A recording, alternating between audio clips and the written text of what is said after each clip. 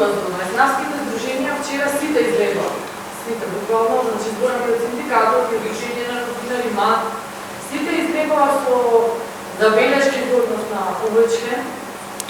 Сосема Сива зона, од која што понатаму може да влијае на медиумските оцени, односно на општо состојбата со медиумите во државата. Бидејќи може да има тоа да повлече одредени прашања, да влегам дали од крајна до цензура, да кажам, или да разбирате. ги разбирам јас сосема реакциите, секако дека добро е тоа што имаме заедничка цел со здруженијата, е тоа конечно да се спроведе една таква реформа, би рекол професионализација и се извинувам, може ли да барем да одговорам? Јас нема да сметам на поставување на прашања, но барам да ми оставите простор да одговорам. Добро е што имаме заедничка цел со здруженијата, а секако тоа е во насока на реформа, во насока на професионализација и департизација на едни такви важни регулаторни тела.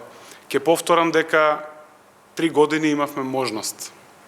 Сите ние тука како собрание не би исклучувал никого да конечно ја спроведеме. За жал, додека ВМРО-ДПМНЕ ја водеше Комисијата за избори и именувања, немавме успешен оглас по однос на АВМУ и Програмскиот совет на МРТВ.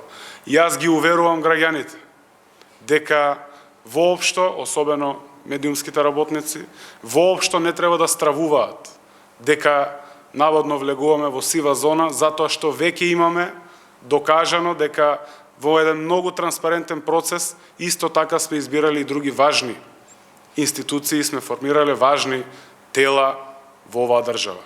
Би сакал да кажам дека останува јавната дебата по однос на изборот на АВМУ и Програмскиот совет на МРТВ.